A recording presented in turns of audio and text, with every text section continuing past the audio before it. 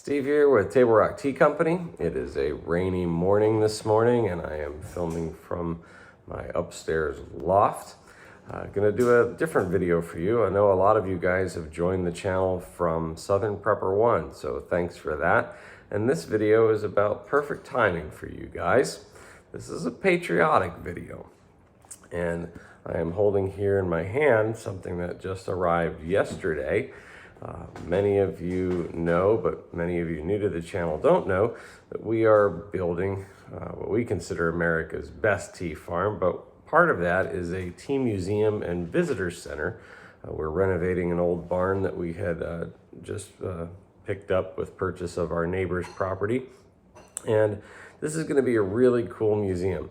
It's going to feature something very unique in that our focus is going to be on the production side of tea, and in particular emphasizing the U.S. or domestic production side of tea, which is relatively young. So this has a lot to do with that, and I think you guys, you patriots out there, are going to like this a lot. So anyway, it's a poster.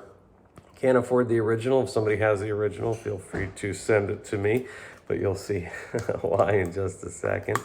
But this right here is, let me see if I can get this undone.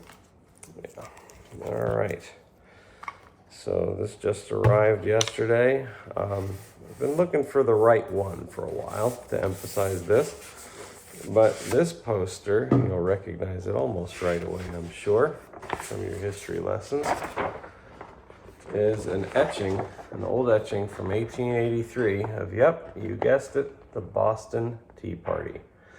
And even though that's something that we're so familiar with, it's part of our Americana, it really is a huge part of tea production in the United States. Essentially, it's also what changed the course of our beverage drinking in the United States.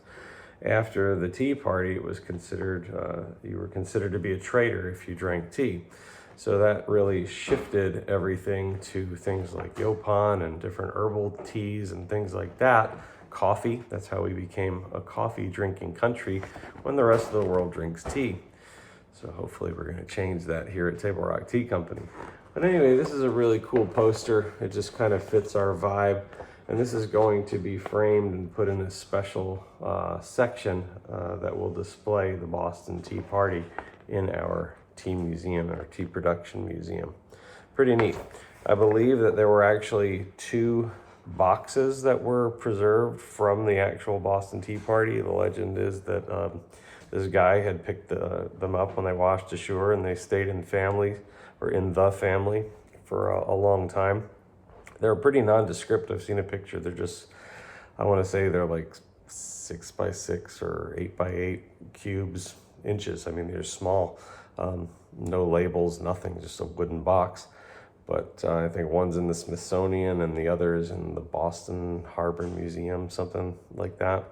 I'm sure they sold for a lot of money. Something point something. It was an undisclosed amount that went for sale. So if you have one of those boxes, you can send that to us too. But anyway, yeah, if you get a chance to visit the tea farm, come and see. We're hoping that the visitor center and tea museum will be done by the end of summer. Can't promise that, but that's what we're shooting for. But yeah, part of our American history for sure, and definitely part of our American tea history. So thanks for watching. Stay tuned to see what else is brewing here at Table Rock Tea Company.